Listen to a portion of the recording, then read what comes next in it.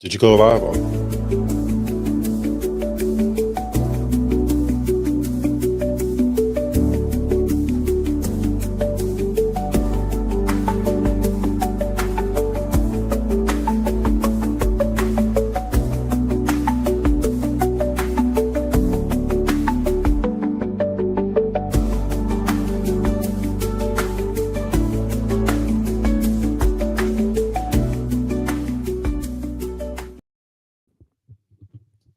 Pause. Hello. Welcome back to the Full Menu Podcast. I'm your host, Donovan Gaspard, with my co-host here, Otis James, aka Light Skin Negro. He is doing his thing over here.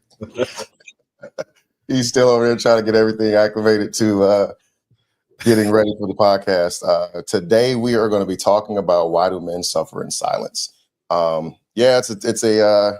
Do you ever struggle with the mic, like when the camera comes on and you like this? I can get an understanding. Are you talking? Yeah, sorry, go ahead. I'm sorry. Okay, you okay? Everything all right over there? I got to get right up there, it's pause. Let me turn my lights down here. I feel like I'm not trying to look like you. There you go. All right. Well, that was a good way to jump in. What's up, man? Yeah, that's a way to jump in. Yeah, there's a way to jump in. No, man. Chilling, man. How's everything with you? We're going to try not to offend someone today. Oh, you know what's going to happen, but it's okay. They'll be all right. Walk it off. Yeah. That's what I say. But that's the whole purpose of what we do here, man, is to really have these conversations, and maybe they will offend somebody, maybe it will help somebody. That's the most important thing. If it helps somebody, then it's okay. If it offends somebody, then oh well, get over it. It's kind of how we're going to go with it. Hurt people. Hurt people. I agree, but listen, we're not here to hurt people. We're here to actually just talk about some good stuff. Yeah. So, how was your week, man? It's just every day is a Monday. I'm an entrepreneur. There's the weeks don't separate. It's just okay. Well, all right. Bad thing happens. Bad thing happens. Oh, good thing happens. Erases all the bad things. Bad thing happens. Yeah, but I'm built for this, man. So it's just a Tuesday. Yeah. No, I feel you. It's definitely been an interesting week. With the Emperor Trump doing some of the things he's doing. That's what I call him now. I call him Emperor. Because I feel like if I don't, things will come up missing. I like some of the things that he's doing, man. But there's I dislike a lot of the things that he's doing too. But yeah. Hold on, this is my maid. You got to get you one of these maids. Man, I've been looking for one. What'd you find them on at Christian Mingle? What's that? Christian Mingle? Oh no, they got a service, man. Oh man, okay. All right. Do anything you want. Okay, I need to get one of those, man. Maybe one day. Yeah. One day in my house, like food. I said damn sugars.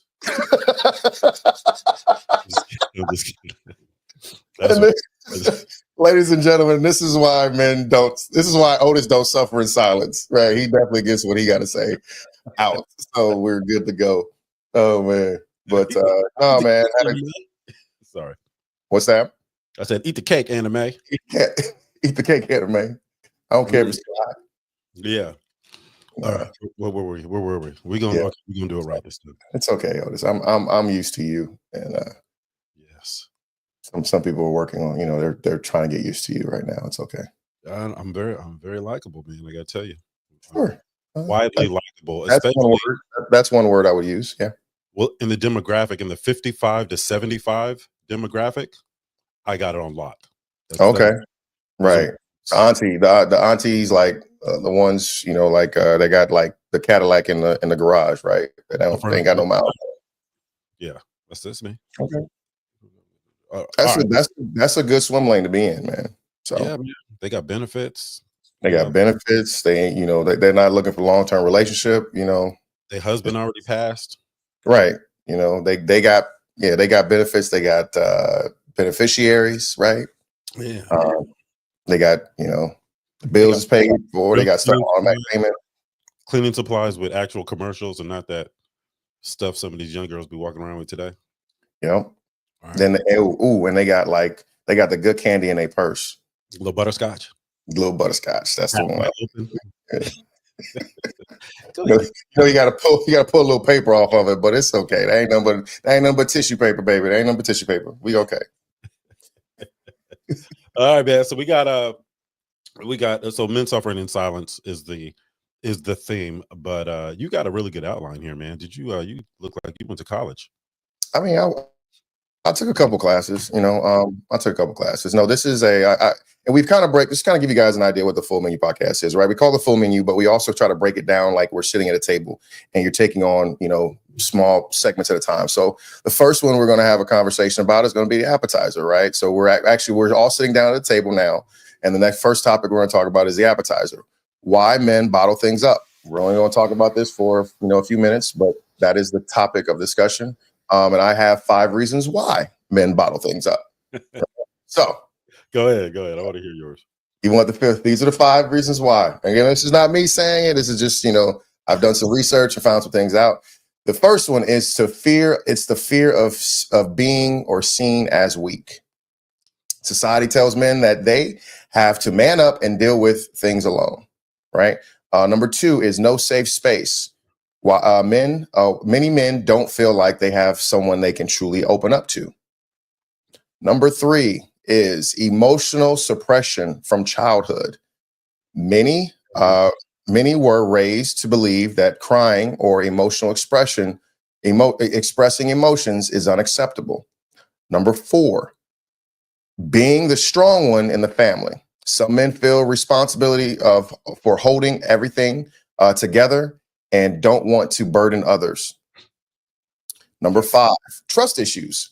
Many men have been burned before. You put a why it's an asterisk next to that one. Yeah, This is probably, I think, like that should be like number 1 through 5. Trust issues. Many men feel as though they've been burned before when opening up, leading them to shut down.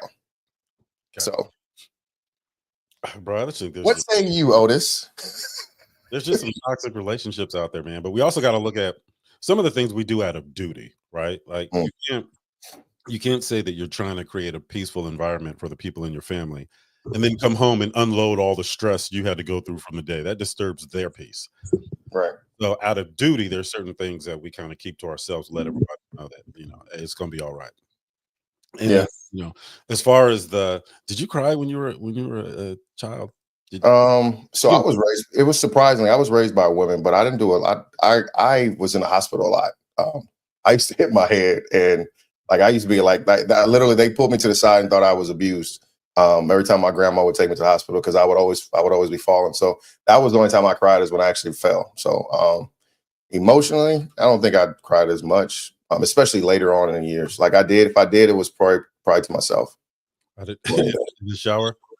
Yeah, definitely the shower. Why did I get here? I don't remember doing too much crying as a kid. When I got whooped, I tried to, you always do that one thing where you get whooped and you try to resist it. Like, I'm a grown man now. It was like, oh, you try to do your Denzel Washington impression and Glory impression. Glory, yeah. Yeah. You get mad, you growl. My dad got giddy when I did that. Oh, okay. You big dog. Okay. You made him cry, right? He opened a briefcase with another belt in it. He was like, "Oh, okay, wait to get this one." Okay. Why does that one have a glow around it? Why does that have an aura around that belt? That doesn't make any sense. Bro, I got that neck swap. I came out of body like Dr. Doom. Oh man. Let's see. I'm trying to see our chat. There's our comments here. So by the way, you are welcome to Keith, what's up, man? Sorry. Keith there. Oh, you see him? I don't see him. I'm trying to get in here and see he doesn't show up on yours because he shows up on. He gets to choose which one he wants to show up on. Oh, so he's your friend, is what you're saying? Yeah. Okay. Yeah. That's cool. This is why we need our own page, just a page just for us. He'll be like our friends. We just keep him at my house. It's like both of ours. Mm-hmm. I got it. Nah, but yeah. So what say you about those 5? You want me to repeat them again because I probably forgot them? Yeah. Repeat them again. I'm gonna say valid. Number 1, I won't go into like the example. I'll just tell you what they are. Yeah. Number 1, fear of being seen as weak. Right. I don't see that a lot. I don't see that a lot. I think it also depends on who you with. Right. That part. Yeah. And that goes into the next one. Like not feeling like it's a safe space. Yeah, safe space. With the person you with, a lot of these conversations you're not even having, right? Absolutely. But if your situation is not conducive to a healthy relationship, then you got to deal with all these other things, right? But I have, I talk to other dudes that are going through some of the things that I'm going through. I'm high functioning, right? So Mhm. my mind never stops, it just switches from one thing to the next. And it's either going to be positive or it's going to be worry, So I talk through the stress with people that have had to go through some of those same things, right? Certain stress. Like, what's my girl gonna do when I come home with certain stress? She's never experienced what I do for a living or any of that stuff. So, I can't put that on her because because we like to when we talk to each other, we like to talk through stuff. It's Yeah. typically there's a very small emotional component to what it is that we're It's saying. usually like in a laughing matter, like we joke about it, right? We use it as a joke sometimes, or like, oh, you just gonna let her, or oh man, stop, But he's like, but no, for real, but we go ahead and talk, right? So We roast each other like a lot. yeah, definitely, and that's safe for us sometimes, right? I feel like but that's because you're closer to the person. True. And Yeah, you know what's going on. that's what I tell people that whose feelings are hurt. Well, I feel like we're closer when when we do this. They're like, I don't feel like I don't feel like we're closer. I feel like you're not being a good friend to me right now. I need a hug. But there's some dudes that actually are weak though. They're like, we're not all strong. Like Mhm. sometimes we gotta have a conversation and put some accountability on some of us, right? Like, it like I shouldn't say this, but which means I'm gonna say it. Like the men that have to get permission from their wives to do certain stuff. Yeah, Like not it's I'm not talking about checking in saying, "Hey, the fellas they want to go do X, Y, and Z. Is that cool?" Meaning, do we have anything planned or is that going to disrupt anything that we have going on? I'm talking about the fellas that go, "Hey, the fellas are going down to what you call it? Can I go?" Yeah, that'll get your invite revoked. I had somebody do that on the phone with me. It was like, yeah, I'll roll. Hold on 1 second. Hey, the fellas is going on. When they whisper, the fellas. yeah, yeah. Oh, you heard the whole conversation. He thought he had he thought he had the phone. He thought he had the phone on mute. Can I go? I was like, actually, bro, we actually have enough You know people. what? We canceled. We just canceled. Don't worry about it. Yeah, we're good. Yeah. No, that's hilarious. I think though all those are valid though because most of those are valid because that's something that we see but we don't necessarily experience. Like if I Right. didn't feel like if I'm with a woman and I don't feel like it's a safe space, then it's probably not supposed to be a safe space because I'm probably not with a woman I'm supposed to be with at the time, right? So, but if it's a long term situation, then in your vetting process, it being a safe space is one of the things that you should put on your list, right? It muted you all. It does that to me sometimes too. It just mutes me automatically. I don't know what it is. Hmm. Just two dads trying to figure out what the buttons do. That's all we are. We should change the name of the podcast. Just two dads trying to figure out what the buttons do. No, we still can't hear you, D. Still can't hear you. Nope. Yeah. He's on mute. He don't know it yet, but his computer put him on mute. And see, we can't read lips. Right? None of y'all can hear him. Okay. So while he figures out how to get off mute, I got all this is now the Otis James show, Otis James podcast. All right. And I got some things I wanted to talk about while he's figuring out his microphone.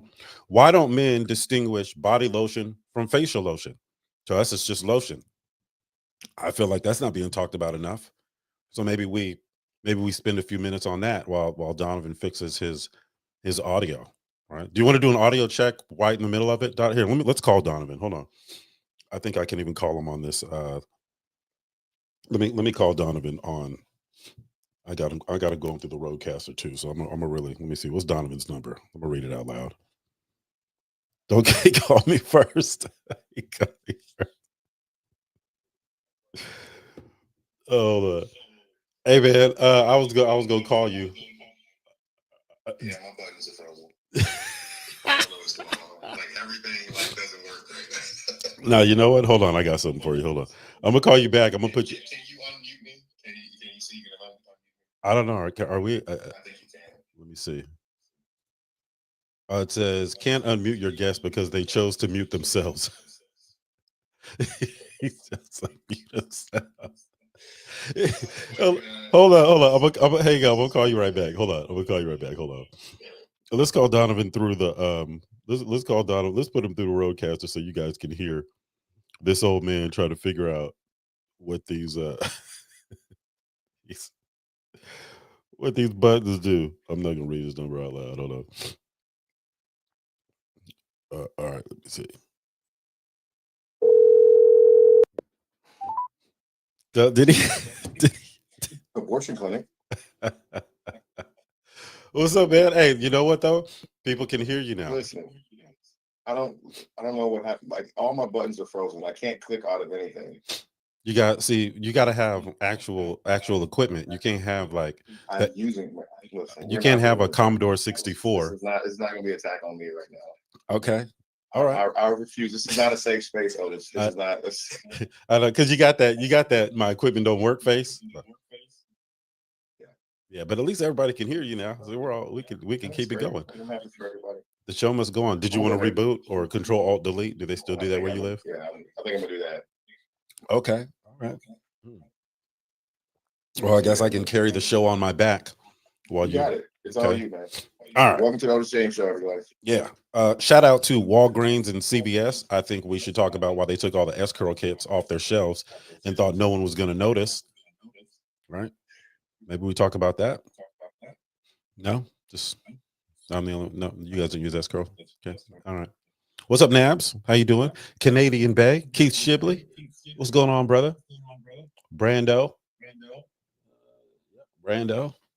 Tweak 2K. Tweak 2K is never going to apply for a job anywhere.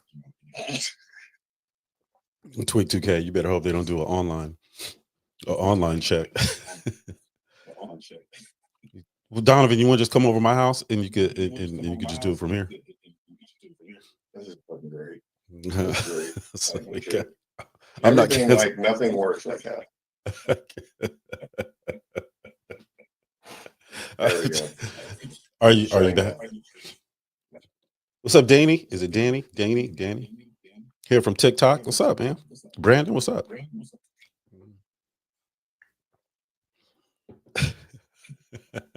All right. Well, there's been a lot of things I want to get off my chest about Donovan in the last 3 weeks. Hold on, let me mute him. Let me mute him out though. Donovan asked me if I want to go on a gay cruise. Now, he told me he called it a bro cruise. He was like, hey, the bros are getting together. Not the bros. The bros are getting together. We're going to take a boat. So I get there. And I'm like, oh, this must be like a fraternity thing. It's probably maybe all the women come next, right? Oh my god! It was all dudes was in fireman suits. I was like, Donovan, I don't know if this is a cruise that we supposed to be on. He was like, man, look, I got a Groupon. I got it on a Groupon. I was like, all right, let's do it. He's fucking working right now. Nothing's working. So we get up there, right? And he's lying. He's definitely a liar. We go into the bar. So I'm like, hey man, is you I'm gonna run to the bar. He's like, you gonna wear that? I was like, what do you mean wear I'm wearing shorts and a t-shirt. What's wrong with this? Is it formal? He was like, nah, but you gotta kind of fit in. I was like, fit in? You've never been here. How do you know what like fit in means? He's like, I got something for you. So he had an outfit already prearranged with my name stenciled in the right? He had matching outfits. It was a matching short set. It said his and him's. And so I was really confused because I was like, I mean, we God, cool. I hate you right now. We cool. So anyway, we go down to the bar and we chilling, right? And I'm noticing everybody got their shirt tucked in, like nice, like it's not even draped over the belt. You get this shit from, bro. Like this is like this is the longest lie I've ever heard. I'm just saying the people want to know what happened. So I'm like, everybody got their shirt tucked in really, really sharp, right? And you notice those things because I like to dress. And I was like, and so I asked somebody, I was like, hey, how you guys get all your shirts tucked in and none of them, it doesn't blouse over at all? They was like, oh, are you here with Donovan? And I was like, okay, yeah, I'm here with Donovan. Did he have your outfit? I was like, yeah, he pulled it out. I didn't really get a good look at it, but I didn't wear it. They go, were you the he or the hims? I was like, I was none of those. It's part of the reason I didn't wear it. They said, well, if you go and look at it, you'll notice that the top buttons in between the legs. Like it's one of those outfits where it buttons. If there's 3 buttons, if you put it on and then you put your slacks on, so you've got the button under the crotch, if I can say that, holding everything. Donovan left. He left. We're not airing this. We're not airing this. This is live. That's outstanding. That is the outstanding. So we're gonna wait for Donovan to come back on because I'm not shutting this down. Oh, there he is. Wow. What's up? Are you oh, okay, he's good. He's good. All right, let me take him off the I'm gonna hang up with him here. Wow. First off, wow. Appreciate you. We gonna shut it down, baby. Look, I'm at home unsupervised. Yo, man, I swear, No work to do this is today. why we are friends. This is exactly why we are friends. This is the shit. Like, 'cause I would do the same thing to you. I would have made something up too, some crazy story. While you scrambling, trying to get back on. Trying to figure my life out, right? While you over there struggling, you over there asking me to call for help. Yo, man, listen, this is great. No, we're good. We're back. I'm back. All right, Pull up the topic of discussions again. My apologies, everyone. No, but the issue was this: our X account. It said something about like it had to be updated or upgraded or something like that. And I'm like, so it wouldn't let me move around. Oh, okay. I saw so we were talking about how it's just a different time. Remember one of the ones we did, we were talking about it's a different time today, right? Men and women interact different today than they did years ago. So I was watching a movie and Ronald Reagan was acting in it. So it was a while ago. It was probably Old ass movie, man. yeah. Did It it may have have been late 70s. captions? Did it have who? Captions? No, no, but it was late 70s, early 80s. And Ronald Reagan was like in this small room with these men, and they were talking, and then the woman comes in and he basically told her to leave. And the woman goes, well, I think I kind of like it here. And Ronald Reagan said, well, I can change that. I mean, he slapped her. He slapped her? Oh wow. Hey man, listen, everybody talk about it, but see, you know what? That's what when they talk about make America great again, that's the shit they talking about. That's what they talking about. So women, That's y'all, what talking about. Yeah. y'all- Remember he, that, women. bro, he slapped a doo-doo dog of this woman. You know, you see something, you like, ooh, I think it must have been on Tubi or something like that, but I'll bring I up don't the think that's a Tubi movie, man. I think that's like a Warner Brothers or one of those channels, those I don't know, those old channels. So when you hear them talking about make America great again, that's what they're talking about. That's what they're talking about, beating your ass and it being okay. She clutched her pearls and looked back at him. He did not flinch. He's like, He said I never, and he said you never will. All right, let's get back to it. All right, let's go. Now we back on topic. So again, let's go back to our let's get back to this. All right, so the 5 reasons that we talked about. So you had mentioned that, yeah, I don't know about fear of being seen weak as like a thing nowadays. I don't think that's really a realistic conversation, never necessarily, but like I think 2 is not being a safe space is one of them, right? Maybe, and also this is definitely one of them. I think emotional suppression from childhood, right? Because you can either, I feel like there are men that could be either one or the other. There is no happy median, very similar to what Ronald Reagan did. I feel like some men are, they can't handle certain things and they kind of rule with an iron thumb. So they have to be very like physical and overbearing and, and they're not really communicating. So they feel as though their woman may be walking on, eggshells. Yeah, those dudes need to be locked up. Yeah, 100%. Yeah, and then being the strong one in the family, I think that can be one. But I've seen this with women though too. Yeah, like the older sister. I think women suffer in silence and out loud. That's the difference. We suffer in silence. We walk it off. Yeah, we just go for a walk this time, or we go. Yeah, we just go. No, we go on a trip most of the time. Well, you said the men appear weak. Appear weak to who? Like just the general public or their significant other? I think it's just their idea of what a man is, right? So I think that so again, I usually talk about really is asking questions like, what is your definition of a man? Like, of what he should be doing, or what are the roles that you think that a man should be doing? Well, what do you answer that? I mean, I think, yeah, a man is strong. A man leads. A man is, he's confident.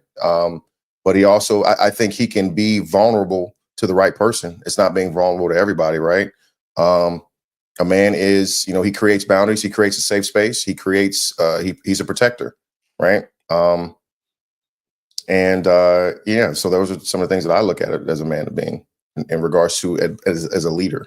He's So a leader. there's some gender roles involved, right? Absolutely. Yeah. Do you think gender roles belong in the house?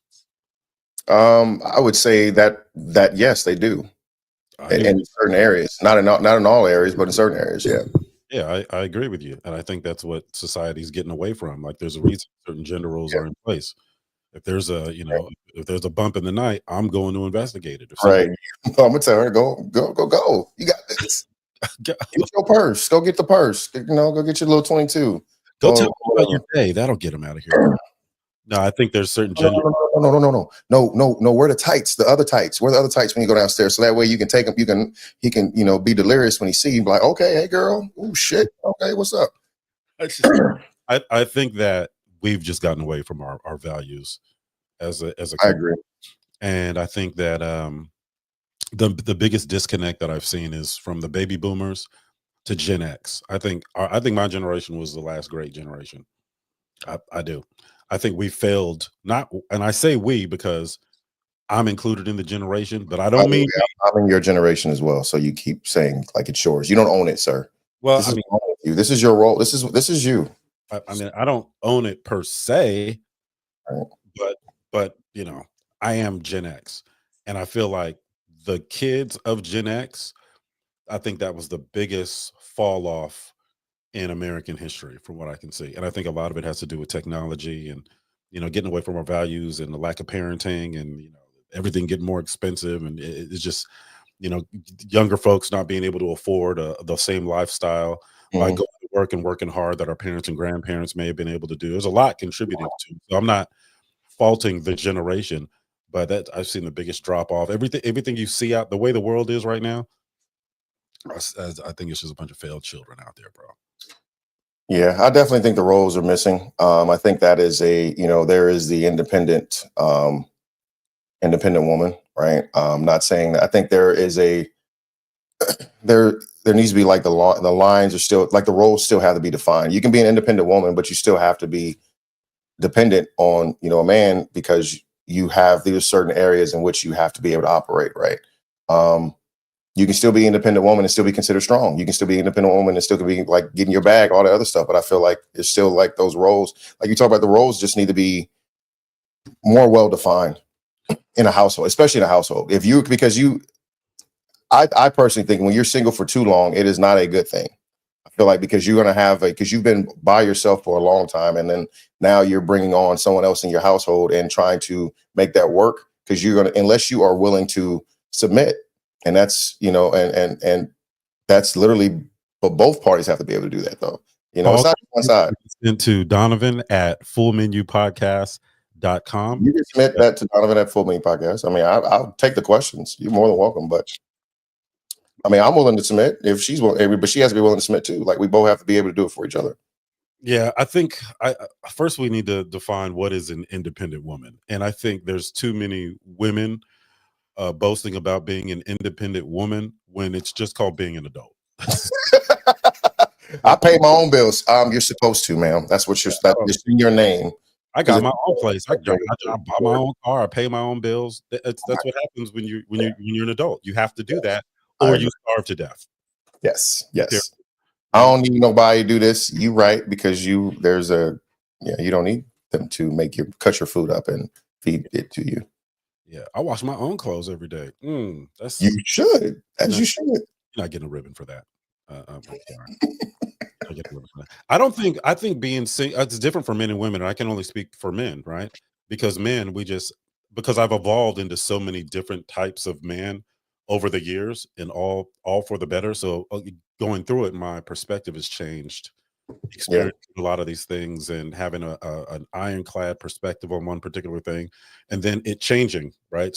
In some cases overnight. So, me at 20, 25 years old is far from me at, approaching 50, right? So absolutely. there's certain things that, what'd you say?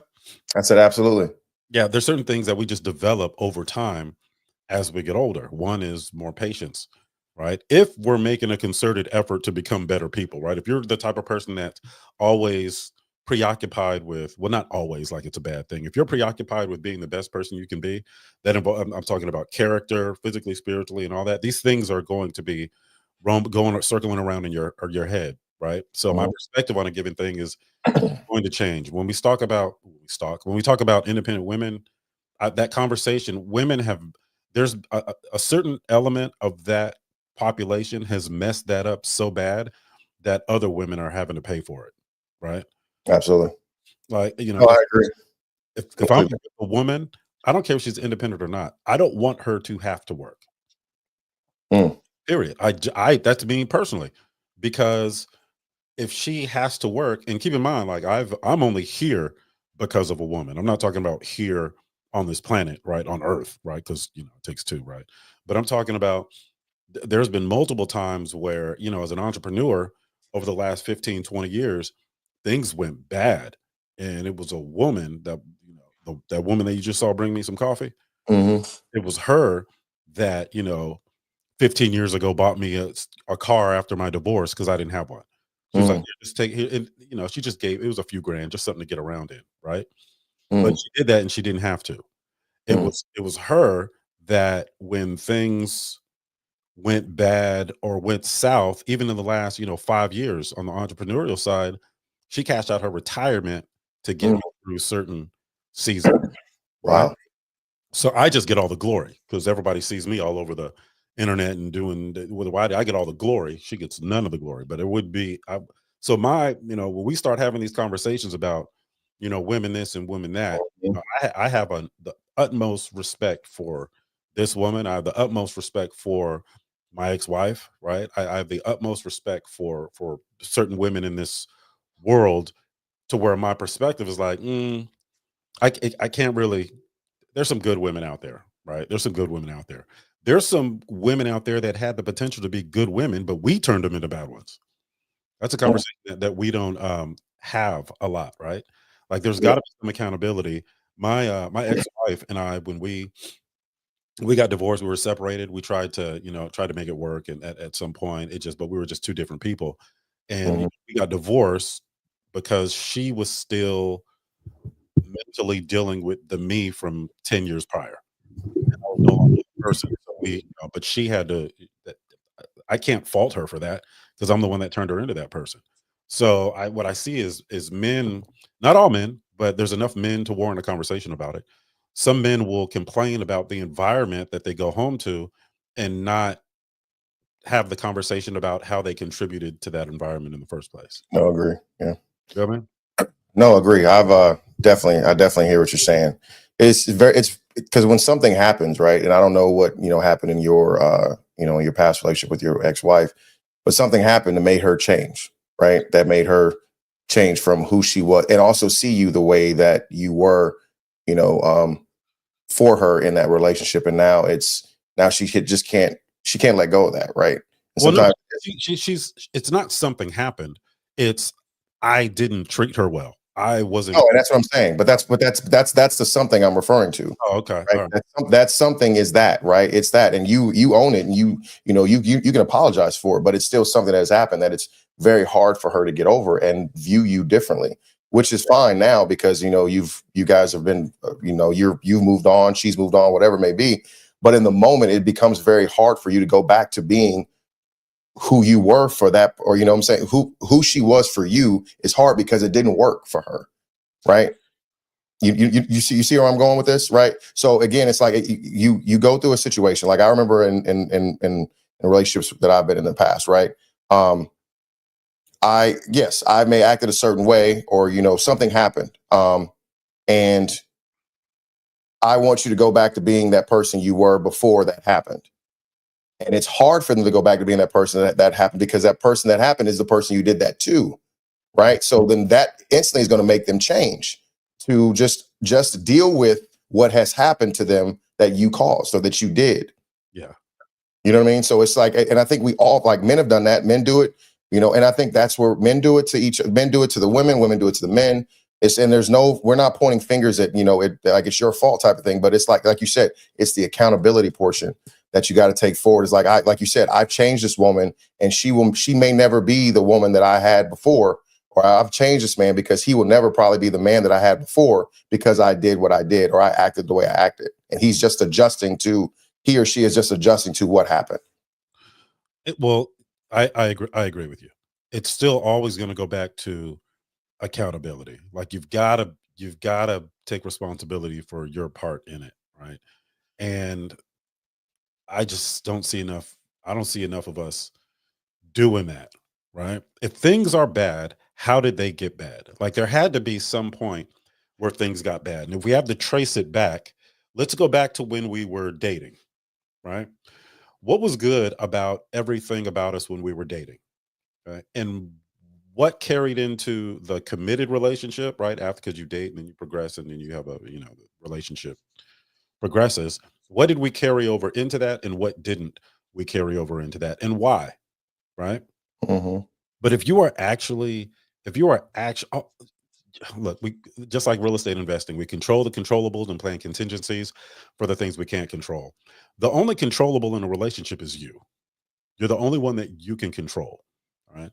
So there's certain, and this is why I talk to young brothers and I'm like, look, man, get yourself together so you don't have to demand anything. You don't have to demand respect. You don't have to, your presence when you walk into a room will give you Just the give it to you automatically. Right. yeah, that you're looking for.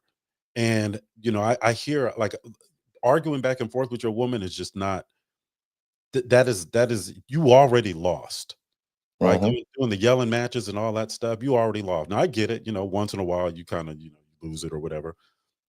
But the only reason that you get to that point is because there's expectations that aren't being met, and that issue is not being addressed. So Mm-hmm. men and women hold it in, and then it develops some resentment, and then it builds up because that pressure's got to go somewhere, right? It builds up, and then you end up saying some things that you regret. I And completely agree. And I done been through. Look, I done been through.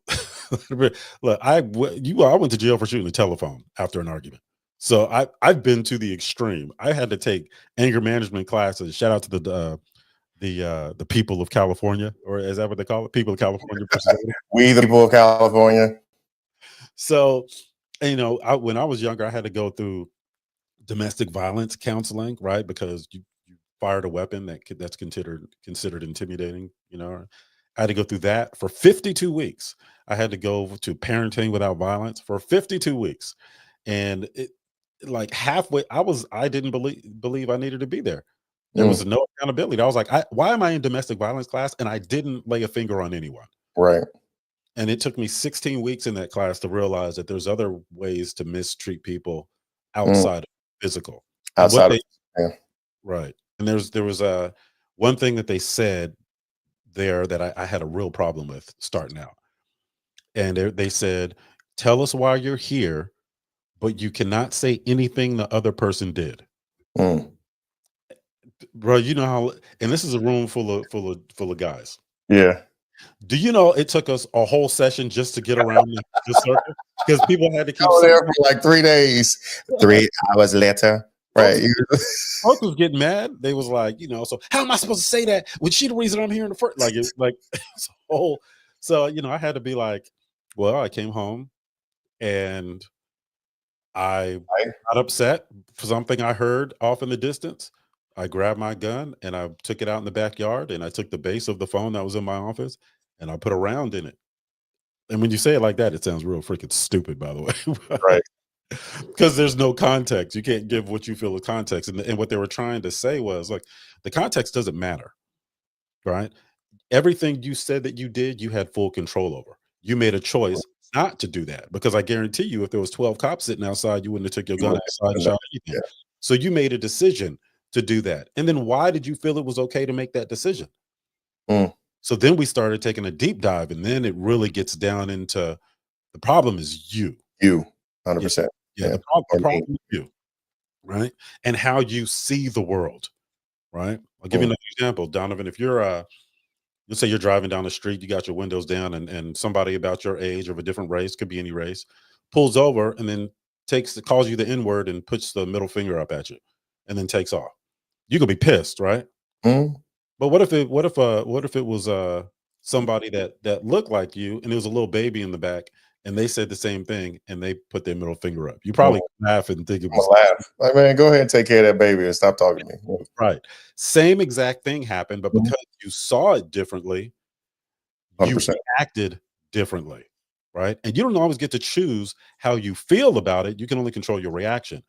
But That's that process of you bringing that information and resolving it and processing it, and then determining the outcome that you wanted to achieve, whether it was the person you felt could have been an actual threat or the person that you weren't. A lot of men don't spend a lot of time taking a deep dive into that process. All right. And that comes with wisdom and bumping your head a lot, going a lot of people go through the same situations over and over and over. Your yeah. last relationship was bad, yeah, it was the other person. The next relationship was bad, yeah, it was the other person. Yeah. The next relationship, well, there's some common denominators in there you might want to look at. Hmm. So I say all that to say, look, as a man, you start progressing as a man and getting closer to your maximum potential as soon as you can take full ownership of every single thing that happens to you. And that's just not men, that's a women too. No, that's Right? a human factor right there. That's a human thing. Yeah. It's a human thing. I should get, they're gonna call me Dr. Odin. I mean, if you went to school, you can get a doctorate. Yeah. I mean, I can go to Photoshop and get you, bro, you can go eBay right now. I think you could probably put a bid in for something right now as a doctor. let me get on Canva tomorrow. I'll have a doctorate degree. Hey, you know what? Make me one too, please, if you don't mind. All right. Can I be a junior doctor? Junior doctor, doctor, junior? Well, I got room for an intern. Okay. I don't know why I'm pointing back here. Like, this is where you would work. It's my office, right?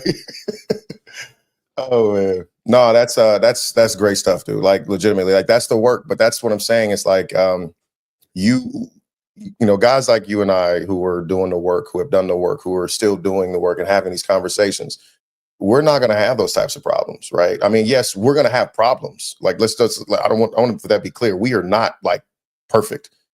Yeah. Go ahead and say something. Go ahead. I was waiting for you to say something. No, I was going to say is okay. All right. We are not perfect by any means. So but we do the work. So because he every time I say something like that, he was like, "Well, Donovan's not, but me personally, I am." Like, yes, don't have to say it anymore. But yeah.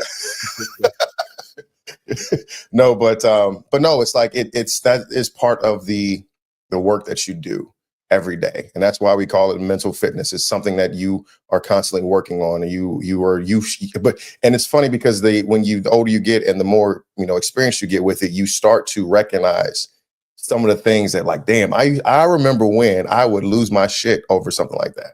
I remember when I would do this, this would be my reaction normally if over things like this. And I think now it's like having that ability to be able to, like you said, just sit back and just like process it, because I do that a lot. I process it first, like, man, should I be mad at something like this? Or, okay, great. So I don't like how I'm feeling about this right now. What can I do to take ownership of this and make myself feel a little better about it? Even though I know,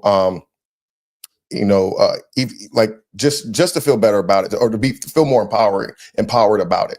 And I always gotta say, it's like, okay, well, it's on me. Like, this is what I'm doing. This is what's happened. This is how I'm feeling about it. I acknowledge how I'm feeling about it, or whatever.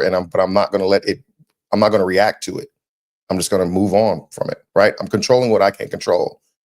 And that's when you get emotions, when you start to try to control things you can't control. And that's like other people, that's situations, that's whatever it may be, like that's when you get emotional, is when you start to do those things. But when you're calm, question, are you more intimidated by somebody who's yelling, or are you more intimidated by somebody who's calm? Well, it depends on what I'm doing. Like, if I'm getting a colonoscopy, then I'm probably want somebody who's calm and but if I'm you better get your hands up here too. You good? You ready for this, man? You ready? Yeah, Little John, calm down. No, I am not. I am not okay with this right now at this present time. Please, here. What? Sorry. All right. Man, I think I was just, I was just getting ready to say something, but I forgot what it was. But I'm still gonna take it back to, So no, this is what I was gonna say. You've got to have an understanding of the person you want to be in the first place. Like Yeah. if you haven't sat down and said, "This is the person I want to be," the person I want to be 5 years from now is calm. You can't get a rise out of them. Why? Because all the people that I've seen in real positions of power and influence are calm. So I'm gonna steal that attribute, right? Calm under pressure. The people that I want to be like. Yeah, like okay. Not the people that just have to cut down. Exactly. And I don't want to be so weak that somebody can control me through emotions. That so I don't care how much you bench in the gym. If somebody can control you with words, then I don't want to be that person. So that's I tack that on to who I want to be 5 years from now. And I keep adding attributes until I say this is the person that I want to be. So when adversity strikes, I can't control how I feel about it immediately because I'm a human being, but I can say, how would this person that I want to be react? How would that person react? Yeah. Right. And that's an actual tool that I had to do because there's certain things that we don't always know why they're so triggering. So we don't have time to process them the right way, right? Until after the fact, and maybe in retrospect, we can kind of figure it out, right? Hindsight is 2020, right? But in our initial reaction, we don't always know until we've done the research and the work to figure why things are triggering. I know certain things trigger me, and I know when I hear those things, I get reminded first of, oh, that's one of those things that trigger you. Then I can pull the plug and just be like, all right. I will not allow this to happen. Right. Well, your self-portrait is going to govern almost everything you do, not just professionally, but personally, right? How do you think? How do you view yourself? So if I get into a situation that I've already determined that there's certain conversations that are just beneath me, right? There's certain things that are just beneath me. We go to lunch and you start talking about who's splitting the bill and all the 50-50 and all that other stuff. Yeah, I don't do that either. That conversation is beneath me. Yeah. Right. And you get to determine what's beneath you, right? I'm not saying that I'm too good. Your choices. Yeah, the person I am is not. That's you can have that conversation with maybe some of my kids, maybe my 3-year-old. Right? But give me the bread. Hey, can I get can you separate? Yeah, let me get all sticks. Listen, I only got the jalapeno poppers, man. I had the jalapeno poppers and I had a margarita. That's like $20 right there. But that is the most embarrassing thing I've ever. That's the most embarrassing thing. I don't do that shit. This is why I don't go to restaurants. A lot of people though, man. Like if I do, like I know.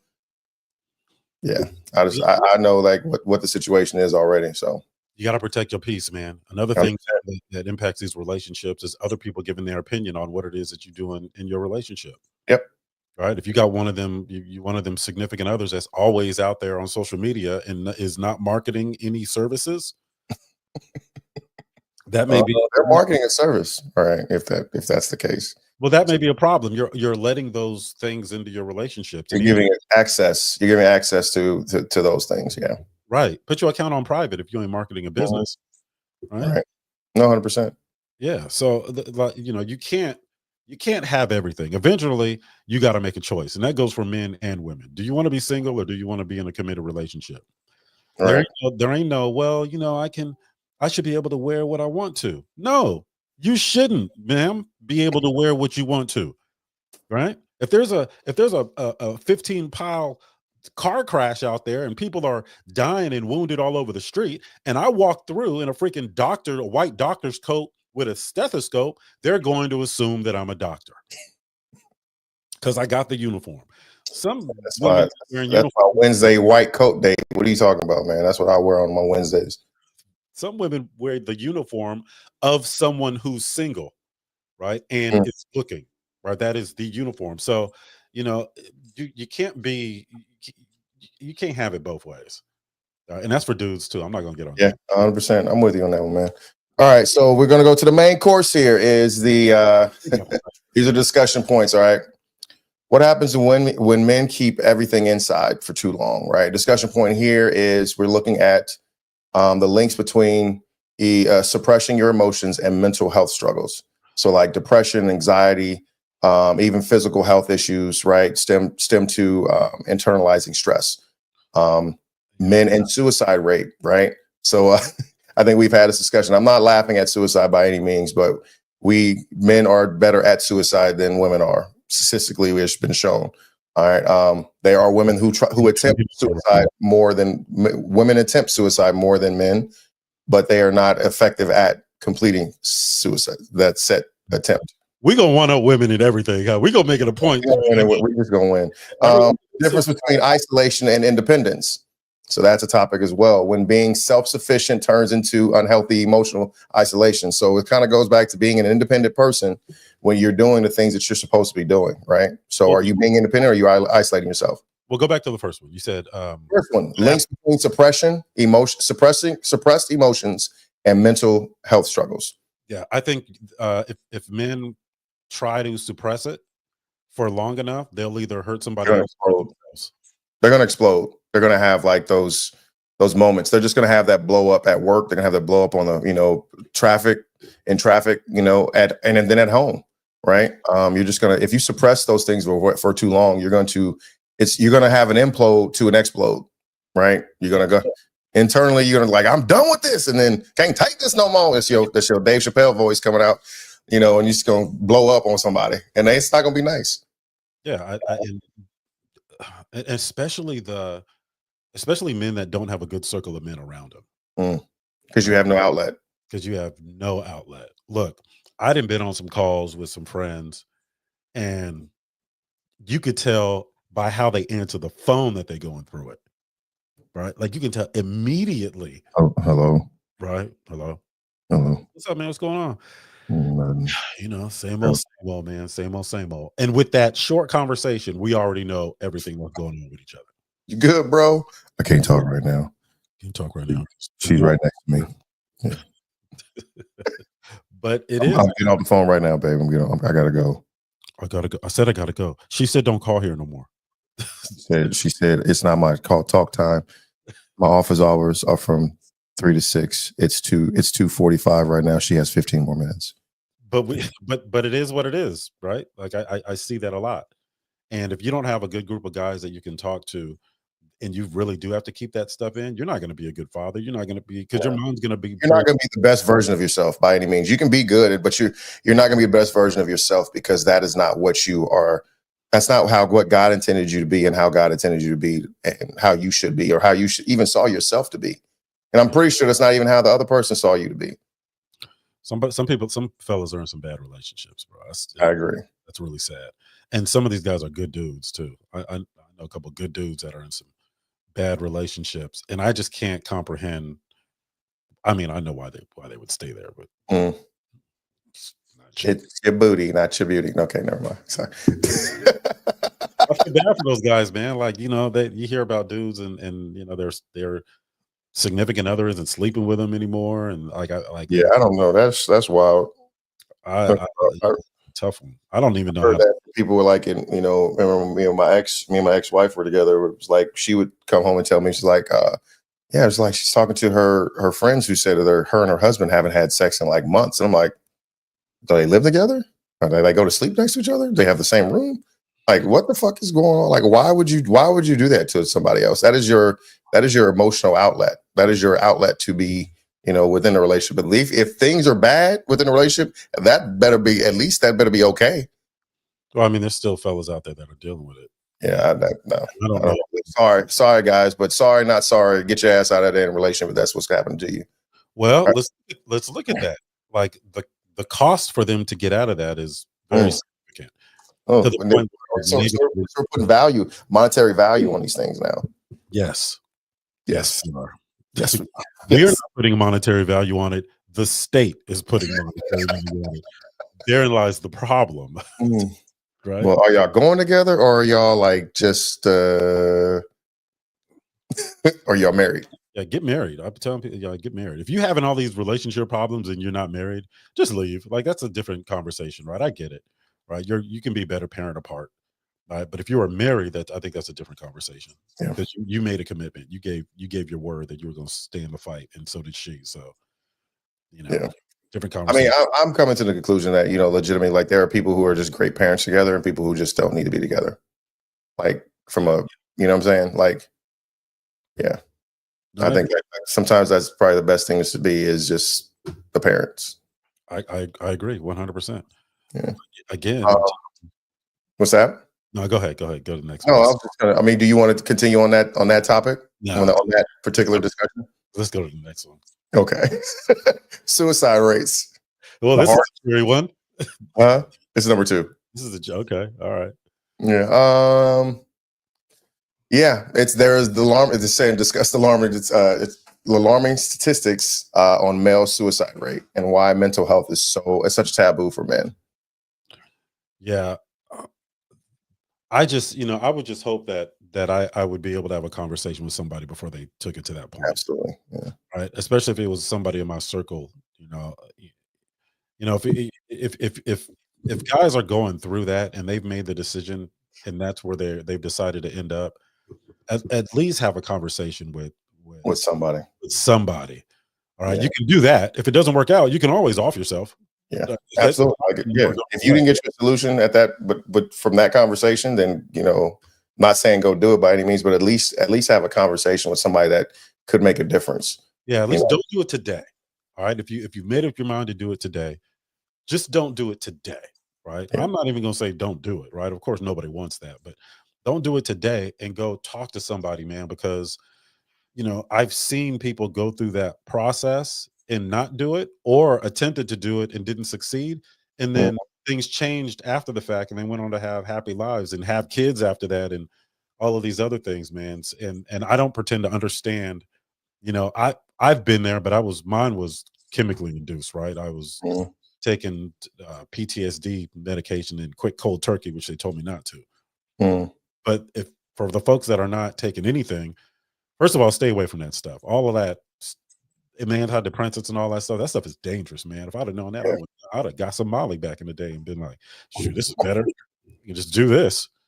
But if you're not taking anything and you are just your normal way of being is put you in a place where you want to commit suicide, talk to somebody, man. Yeah. Have a conversation. Talk to Sure. somebody and help somebody. There's something about helping somebody else that can't do anything for you back that lifts your spirit up, man. I don't know what it is. Or talk to me, right? Call me up. I'm sure people have called me up and I was like, man, I'm busy. I got a meeting. Click. Sorry, I can't talk right now. I'm on Clubhouse right now. Okay. No, I agree, man. Because I feel like we've all had that thought, right? And it's not about the thought. No one's saying you get rid of the thought because that's going to be it's an idea, right? It's something that you're like, man, I just wonder what it would be if I wasn't here, if I just didn't want this to happen, right? I just don't want to be here dealing with this anymore. And then you started thinking, it's like, but I feel like I'm leaving more questions than I am answers, right? And that's just the way I look at it from that standpoint. It's like, because why would I do this? It's hard. Life is hard. I understand that, but it's just hard in this particular moment right now. I'm going to get past this. I can figure this out or whatever it may be, right? Or if it's a breakup or if it's a loss of a job, I'm like, yeah, in that moment, it's tough. I got it. I understand that, but it will pass because you'll be surprised. Like you said, when you think about it and say, not today and tomorrow, it can be a whole nother day, a whole nother thing will happen. And it's like, it changes your view and perspective on what yesterday was, because as long as you have tomorrow, that's the most important thing, is to look forward to that. And especially if you have children, you have, love, you have people that love you, that care about you, like that was for me was like, I could never leave my kids. Like I'm leaving them in the dark. Now they have to go off and, deal with this stuff. We've seen movies, we've seen shows, we've met people who have had to deal with the aftermath of something like that. Look, man, that's a tough one. That's a tough one. There's people out there for you to talk to you. And look, I've talked to people going through some real bad situations. I'm a real estate guy, so I've talked to people that I called them because they were in a tough situation and they needed somebody to bail them out, save their home or whatever. And I've talked to some people in some horrible situations. That's why when people call me, a lot of times, you may have called me before too. You say, "What's up? What you up to?" Staying in the fight. That's Right. staying in the fight, man. I'd Yeah, rather be fighting than not, man. yeah. Yeah. Yeah. Let's go to the next topic because I can't. I mean, there's only so much you All can right. say about that. Yeah, there's only so much you can say about it. As we said, mentioned is like as we mentioned before, is seek help, seek somebody, reach out to somebody if you're feeling that way. Um, think about it and think about the people that you would be leaving behind more than anything. Yeah, and Um, don't feel ashamed because you feel that way. yeah, we all go through it. That's a big one. Don't feel ashamed because you feel that way. That is, I, I, I don't know, for lack of a better word, that is a normal emotion to feel like I don't want to be Absolutely. here anymore. Did you see? Did we play the clip that one time? I think I may have described it, but you may have seen it online. It was on Instagram or something. And it was a clip. It was a video that was taken the day before this man, you know, Mm, unalived himself, and he was in his truck. And I guess he was kind of confessing in his phone, and he was like, I'm $20,000 in debt. I'll never get out of this. I'll never like he was just defeated, man. And he almost reminded me of what they say the typical working class American is going through. They were mhm. like, everything's getting more expensive. I'm not making any more money. I borrowed everything that I can borrow. I'm about to lose my house. And he's like, I'm $20,000 in debt. I'll never be able to get out of that. And I'm like, man, just the lenses that he saw the world through was so Right. that $20,000 was insurmountable to him. I felt that way before too. In my Yeah. life, $20,000, I can't come up with that. You might as well just execute whatever consequences is going to come as a result of me not having You know $20,000. what? Just don't even worry about it. Just go ahead and shut them off. If you're gonna shut it off, shut it off. If you're gonna do this, you gonna do that. I ain't got it today. But Right. it was super sad, man. I was like, dang, man, like I could Yeah. have gave that guy $20,000 Right. and changed his whole world, right? And but it made me think, man, like my reality is not somebody else's reality. No. So I tell people, don't be ashamed because what's big to Normal you, human reaction. yeah, it's that's how you see the world at that moment. So don't be ashamed of that, and don't let anybody tell you different, and don't give bad people around you the power to influence how you feel about a given thing, because Mm. everybody got something to say, right? Everybody got something to say, and they'll have something to say after you're gone. They had something to say before you was born. They had something to say while you was here, right? Everybody always gonna have something to say. So yeah, I don't think that's wicked at all, man. I just Nah. I've had a conversation. One person said the only thing keeping me alive right now is the fact that there's a suicide clause in my insurance. That is the only thing keeping me alive. Wow. And they were serious. They Wow. were serious. I was like, what kind of insurance you got? Yeah. Like, that don't sound like Geico. Like, No, it's definitely not. Like, how much is that worth? Man, General. you can hire. No, let me stop. The But it was, difference. he He was was serious. He was serious. He was serious. Yeah. and I was like, I joke all the time. I thought he was joking, so I was like, oh, for real? Oh, you for real? Oh, Oh, for real, for real. Okay. Well, don't let that policy lapse, please.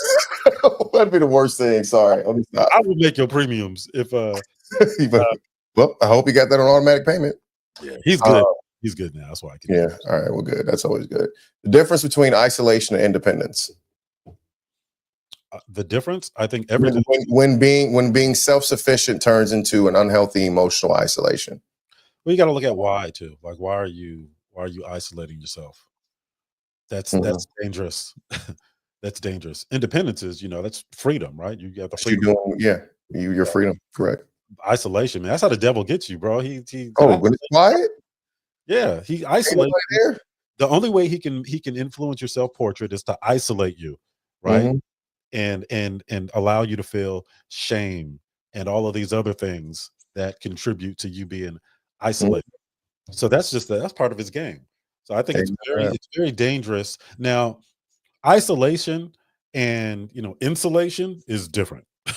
Right. Just because I'm insulating myself from the rest of the world doesn't mean I'm in isolation.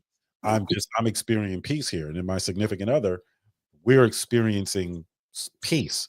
So the net benefit of being out there in the world most of the time is in Hmm. the negatives, because what do we do when we really go out? Like she wanted to take me somewhere for my birthday, right? And I was like, no, let's just stay in the house and watch TV. Like I love that, right? And then what we going to like? There's not enough good out there to be like to get excited about it. Not that we don't want to go and see the world and do all these things, right? not what I'm talking about. I'm just talking about while I'm at home here in the Bay Area. What we gonna do? Where are we gonna go here? Where we gonna go that's better than where we live at? All right. Shoot. So Yeah. I don't I mean, think like I said, I had my birthday was here. You know, I spent it at home with my son. I actually was that shit was great. It was, you know, it was nice winter night. It was snowing. It got, you know, I was chill. I chilled out and we just hung out and talked and watched some TV, ate some good food. And how old is your son? Adonis is 20. 20? Okay, that's good. Yeah. Teenage kids will ruin your birthday. Yeah, they'd be like, man, they'll make it about themselves. They always make it about themselves. Like this is what we want to do for your birthday. Yeah. What we want to do What's for the your birthday. Wi-Fi password? What is this? Wait a minute, you communists. No, let me stop. No, I'm with you. Yeah, there is a level of, and this is kind of goes back to where I feel if you are independent too, and not independent, right?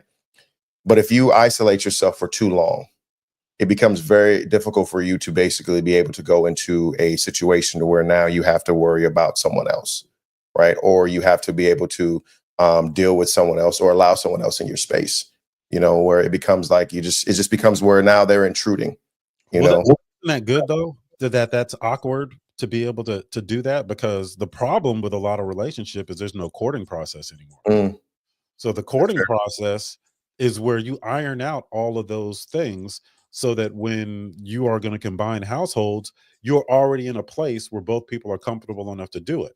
The mm, reason why it doesn't feel good when you've been isolating yourself for a long time is because that's out of order. mm. You shouldn't be letting anybody else into your space, right? You don't know that person well enough yet. If you did, it would be, you know, more comfortable. But the fact that there is, in a lot of this is for technology, right? Technology, the fact that there's no courting process anymore, that is what's contributing to a lot of these negative things that we're seeing, right? Because people have expectations, they have outcomes that they see play out on TV in 30 minutes on a sitcom or a 90-minute movie or whatever, Right.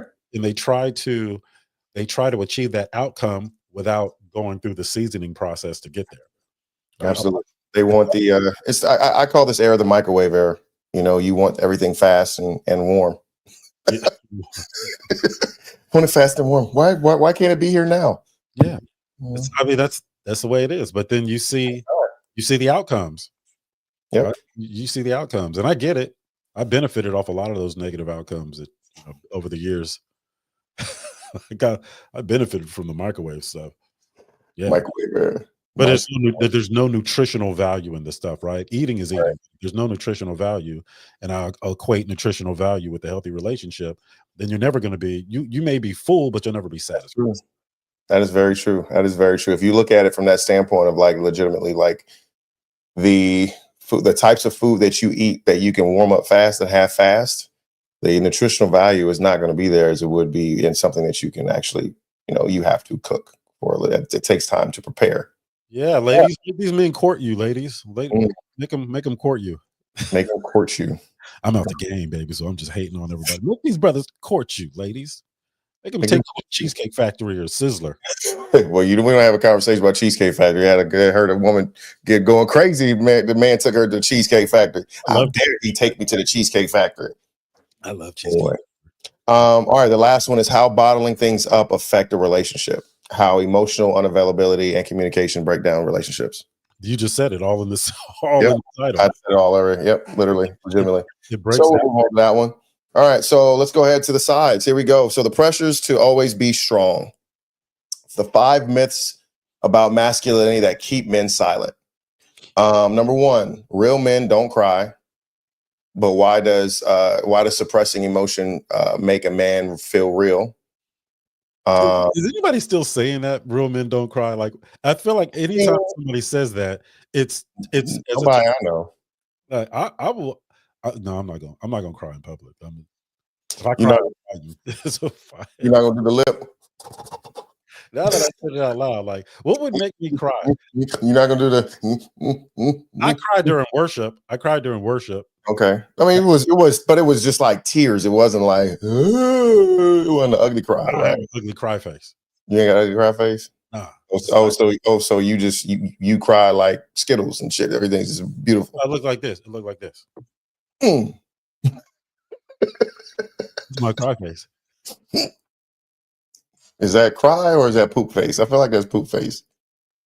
Yeah, definitely. That's definitely your poop face, man. I don't have a beard when I'm taking a poop, so I don't.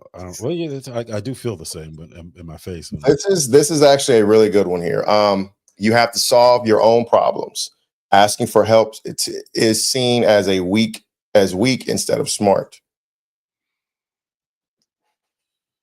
I don't. So I have. I don't know. I don't think so. I don't. I will not accept. I've had people call me and say, "What do you need? Like, what do you need?" Mhm. Because they maybe I was spread too thin on some deals, or maybe I helped out some people when I shouldn't have, and or whatever it is. And I said, I will go bankrupt before I take money Right. from somebody else. I will go bankrupt because whatever's going on, I need to figure it out because that's part of my journey and my seasoning process. Mhm. I have an appreciation for adversity in the context of Absolutely. things that I would need help with. So I look at it a little different because I have an appreciation for the journey. As I far agree. as in general, men just I don't think I don't even know where that I don't even notice that stigma anymore. As a matter of fact, in my circle of people, when a man reaches out and says, "Hey man, I need some help," and they own it, then they get more help. We respect that, right? Right. But first you have to be able to articulate what you need help in. Mm. I need help is not the same as, "Hey man, I'm just not doing good." Yeah. Right? And what is it? Is this you need help professionally or you need help emotionally? Right. Those are different conversations, There right? are different types of help for sure. Yeah, but I don't Um, see that stigma anymore. well, I mean, so I consider and say this like, so I have PTSD when it comes to this particular thing, right? Um, and this goes back to like one of the topics that was mentioned earlier in regards to your conditioned, right? So like I remember would ask my dad for stuff or ask for things, and then it never like they would make empty promises, right? And they would never come to fruition. So I basically told myself I would never ask anybody for anything regardless of my situation. But I don't look at it as like it's a weakness or look at it as like I'm being proud. But it's just like, you know what? I know the person I can depend on. It's literally like what Kobe said. Is like when he talked about, being the person who takes the last shot is because I know the work that I do. I know what I'm capable of, right? So Okay. for me, it's like even me taking on my responsibility is not me trying to pass it on to someone else. It's me really, I'll figure it out. Like it's a problem. I'm a problem solver. I will figure it out. Okay. Um, you know what I'm saying? So for me, like it's just I think it still happens. I think we still do it. I think a lot of men do it. I think a lot of people do it in general because when you think is asking for help in a certain way can be seen, it just may not give the perception that you give off. Right. I perceive to be like I got everything together. I perceive to be like I got this, right? I'm doing well. And you could be doing that well. You could be doing well, but it just how it is. It takes one bad deal. It takes just a shitty economy, right? A tough time for it to go to like, okay, now you start feeling a little bit about yourself. And now it's like, well, I'll figure it out. Hey, these are tough times. Hey, it's tough times for everybody. We're just trying to figure things out. So Well, yeah, look, I can see number two as being as being a thing. let me ask you this about what you just said. You said that your dad made empty promises, so you developed that perspective, right? Mhm. Yeah, So how'd you feel when your dad made those promises and they didn't come to fruition? that's what I'm talking about. I was hurt, so it was like I don't ever want to ask anybody Right. that will say no. So I just don't want to ask. I don't ask people for anything. Right. So because you don't want to experience that hurt again. Not necessarily. It's just that but one, it was my dad, right? So like your dad's supposed to like as his child, he's Yeah. supposed to help you. For me, it was like it's really more in the sense of like I rather I don't want to put that burden on somebody else and they aren't able to do it, right? It's okay. I'm okay with it. But don't tell me you're gonna do it and then you don't do it. Okay. Because because I don't want to create that space Yeah. of it not them not coming through. So hey, like Otis, I need 100K. Can you do that for me? You be like, all right, yeah, I got you, bro. I'm gonna send it over to you here in the next week. All right, cool. Week comes, Now it's 2 weeks. Now it's 3 weeks. Now it's 4 weeks. I'm like, hey, Otis, I don't like asking. It was already hard for me to ask you. Yeah. Now I continuously are asking you for it. Now I feel like I'm begging you for it. And it's been like, now it's over time. It's like, you know what? Don't even worry about it. I'll figure it out myself kind of thing. And because I just don't want to create that space. You know what I mean? So I'd rather not ask for it. And I'd rather just figure it out myself.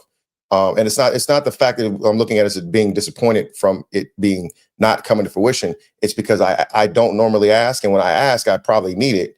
And then you tell me yes, and then it doesn't come to fruition. Right. I'd rather not even create that. So I'm taking responsibility on it of like, I just won't even ask. Right. I'll figure it out. You see what I'm saying? Yeah. What I noticed about, myself is to avoid certain things over the years, I would tell myself a story.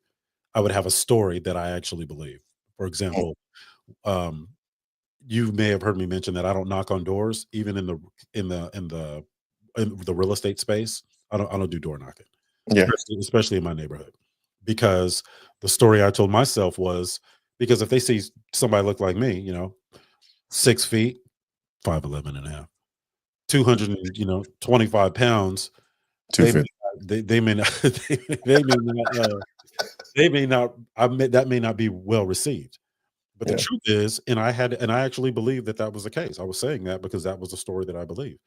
But when I went to investigate that, I don't have any data to support that was the outcome, right? I have no data to support that outcome. And the truth is, I don't want to put myself in a place where I could be rejected by somebody. That was what birthed the story. And we don't always know that we're making up a story. That's the thing. Until we start looking into it and say, well, wait a minute, why do I feel that way? And I was having a conversation with somebody about me not doing door knocking. I was like, yeah, I never did that for, various reasons. And then I just sat and thought about it. I was like, what happened to me to make me think that would be the outcome? Nothing. I was socialized to believe that may possibly be the outcome. Right. Things we see on TV, online, and all over the world about what happens to people that look like me, and images and all of these scenarios that even from when we were toddlers were embedded into our psyche, because that was the world that we lived in. So I didn't know I was putting a story together to avoid that, right? Until I investigated it. So when we have a way of doing things, and we're married to those thought processes, then we're doing ourselves a disservice, because you're continuing to give power to the original thing made you feel that way, even though you have no data to support that would be the case. Right. Yeah. And that's the crazy. That's the shit that we do to ourselves. That's what that's what your mind will do. It will condition you to feel as though like your outcome is going to be, it's predictable. Your outcome is predictable because it's happened to you before. Right. But every time, like, like I know, right. If I shoot 100 shots, I'm not going to make 100. I'm not going to make all 100. Yeah. But if I don't shoot any, I'm not going to make it at one. Yeah. So, but I got to shoot, and I got to be able to do that, because you may get the no's. You're going to get a lot of no's, but you might get that one yes, right? And that will make the difference for you. So I completely agree with you, man. Last one is therapy is for the weak. The stigma around getting professional help. Obviously, you and I know this. We don't believe in this one at all by any means. I don't even think that's even I don't know. There are men out there, I'm sure. They're probably older, probably, grandfathers, right? Yeah, grandfathers and stuff like that. That I ain't doing that shit. I ain't telling nobody my business, But shit, I have therapy session every week, man. I talk to my therapist every week. I didn't. I tried it. But I think you have to find the right therapist. So if you try it and it doesn't work out, you need to find not necessarily a better one, but one that's more in alignment with what it is that you're going through. Yeah. When I did therapy, the therapist just wanted a bunch of real estate advice. And then we would, and we would go back and forth. I would have a rebuttal for a lot of the things that this particular therapist was saying. So logically, I would be disproving a lot of the things that didn't. So because I went in there, you were giving him therapy. It seemed like that at some point. Did he cut you a check, or you cut him a check? From my account, it looked like I cut him a few checks, but he was a good dude. He was a real good dude. I just think that I needed somebody that was a little more advanced. Yeah. Yeah, because he was, it's like, look, I could have read all the same books you read to graduate from wherever you graduated from. So you've got to tell me something. We've got to communicate on a different plane if we're going to resolve some of these issues that I don't even know what they are, right? If you ask me what's wrong, I'll be like, oh, I don't know. But I do these things that I don't like doing, and I do these things I don't like doing. So I encourage people to stick with it, but just find somebody that's more in alignment. If one doesn't work out, try another one. So I'm reserving my judgment on therapy as a whole because I know how much good it's doing for so many people. And I think many times it's approached the wrong way. And, so the fact that I haven't had a great experience doing it does not taint how I view therapy as a whole, but I can only comment on my experience. You know what I'm saying? And you are on mute. Hold on. Let's bring him back. All right, here we go. All right. No, I look at it as a space, and like you're creating a space to have a conversation, right? And it may just be a venting session. It may be like, whatever happened this week, whatever happens going to your relationship, whatever happened is going on, right? But it's just a space, right? So it may not even be like you're looking for them to tell me what's wrong with me, right? It's just hear me out. Just let me tell you what happened this week, and then maybe it's just, hey, okay, well, how did that make you feel? What do you see as the problem in that? What happened?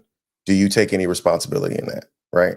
Yeah. Like that's the type of conversation that her and I have, which are good for me. It allows me to vent, it allows her to assess, and then she'll kind of give her, just kind of ask questions that would kind of allow me to answer and kind of figure it out myself. I could do it myself. I could totally do it myself, right? You and I, we've had these conversations like, man, listen, I really don't, I could have figured it out myself, but I also have stopped burdening like my friends and having conversations because I feel as though we're doing nothing but, what's the word I want to use? We're literally trauma bonding, because I'm telling you about what's happened to me. You're telling me about what's happened to you. And then like now we're like, yeah, look what they did to, so we're not really listening to each other. We're just literally just talking about what happened and blaming the other person. Yeah. So now it's like, she's listening to me, but then now she's also kind of giving me my constructive critique, or just kind of critiquing me or walking me through what happened. You know what I mean? So it's to me, it's a safe space. And that's the reason why I like it. And it's just, it allows me, and as I share with her, it allows me to kind of get my week started, because now I'm able to kind of to move on to the next page of the week. And like now I'm able to create something new because I've gotten over whatever it was holding me back from the last week. Well, if you ever need to talk, just know that I will, I'll charge you only 90% of what she charges you. Okay. Yeah. It's only 35. 10%. 90% of what she charges. So it'd be like $30. Okay. It's a 10% discount. Okay, cool. I appreciate that. Thanks, man. Friends and family? Okay, 5% discount. Okay. Let's not go overboard here, buddy. I know we keep this, and we're pulling threads here. You dumping on me. Let me tell you what happened, man. Your worth is based on how much you can carry alone.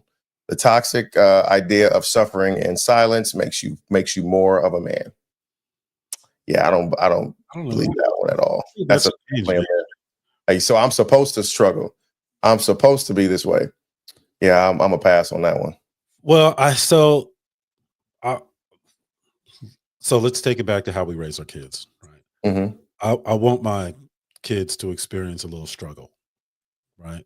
Not necessarily to put them in harm's way, like not that type of struggle, but life is going to have struggle. It's part of being alive. So, you can't have an appreciation for all the good things in life and not have an appreciation in some way, shape, or form of all the bad things. Because without the bad things, the good things wouldn't be good. You wouldn't have an appreciation for the good things. And it's just part of life. But we get to choose the lenses that we see life through. And a lot of people don't appreciate that. You can change your perspective on a dime as long as you're cognizant of what you are processing at that particular moment. Like the example I gave you with the two different people put their middle finger up and they drove by. All right. You've just got to want it. Some men are out here that they believe they have the freedom to just say anything they want. Who are you mad at? Like, what are you? What is the man? Who the fuck is this man that you keep talking about? Trying to calm down. No. Yeah. So you have to, like, you're gonna struggle, right? If you're not struggling, then you're probably not getting outside of your comfort zone or trying to accomplish anything worth having. Absolutely. Right. So struggle, I appreciate the struggle, man. And Yeah. you know, a man needs to put himself in a position where he has something to lose. Like that is I do not hang out with fellas that do not have anything to lose because they cost me some. Right. Right. So, you know, there's always going to be struggle when you're the protector, when you're trying to be the provider, right? When you're trying to be all of these things, because if things went perfect, they wouldn't need you for those things. Right. Amen to that. Right. So we sign up. Struggle is part of the process, man. It's part of the process. It's like it's a rite of passage. Yeah. If it's not struggling, then to me, it's like that's easy. So if it's easy, then it's not, that's not something that you're not, who plays the game on easy? No one plays the game on easy. No, like you do it. Okay. You won. Like, this is too easy. I don't want to play this game anymore. So then you try to play, you know what I mean? So you try to up the ante and make it harder so you can have difficulty and grow. Like you need it to be hard. You need to be struggle. You need to have those tough times because that's what makes you. That's the process. Enjoy the process. Sometimes you got to tell yourself, look, I'm built for this. Absolutely. Right. Yeah. I'm built for this. Like I have to, articulate that sometimes because I got problems. My problems are problems, right? Whether it's a $20,000 problem or a $2 million problem, it's still a problem. Right. And there's been times where I had to say, you know what? I just be reciting off all of the things that are going wrong at one particular time. I got this project, I'm over budget on this project. I got a tax bill on this project. I got this. These people stole my AC unit. All of these, the perfect storm of all these things going wrong. And I have to take a step back and be like, yeah, I'm built for this though. So this is what I do. I'm built. And then I start bragging on the outcome. I'd say, you watch how I pull out of this. You watch this shit, right? Yeah, watch this. Yeah. So, but you have to be conditioned to do that, man. I'm very fortunate to have, two parents that love me. My girl is, she's been supportive from day one. Even my ex-wife told me that's the one you're going to be. And so I'm in a good place right now. And when you're in a good place, you can evaluate everything easier, even the things that you've done in the past where you were like, and by the way, fellas, we got to cut ourselves a break too. Right. We've got to be able to forgive ourselves. And at the work, you weren't at the last workshop. We talked about two important things that you need to execute in order to be successful. One of those things is giving, right? You've got to have a giving heart. You got to be willing to help people that can't help themselves. And the second thing is forgiving. And I'm not just talking about forgiving other people because there's honor in forgiving other people, right? We feel like martyrs, right? But forgiving ourselves. I forgive you for doing what you did to me. Thank you.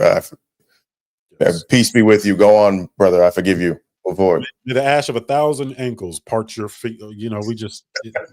We do that, right? May your ankles be blessed with all the Jergens bottles. Yes. But you got to forgive yourself, fellas. And if you can't forgive yourself, it's hard to move on because you are still operating. You're still giving the old you power over the new you. And a lot of others can't make that connection, right? So once you decide to do better, just boom, I'm now this person. I'm not that person anymore. But don't expect the rest of the world to see you as this new person. You've been cutting up out here. They'll see it eventually. I've been doing the work, y'all. Listen, I'm not that guy no more. I promise I'm not him. That's the old me. Yeah. That was yesterday me. This is today me. I'm different. Yeah. No. Don't even, if you have to articulate it, you saying it too early. Just let them see your actions, right? Yeah, absolutely. Yeah. And that's real.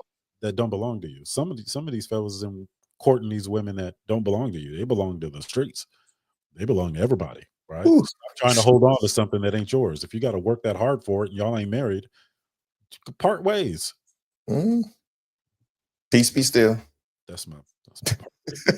All right, let's talk about now we're at the dessert. All right, we're on the dessert menu here. So real men or real solutions are for opening up and healing, right? So how do you break the cycle and start speaking up?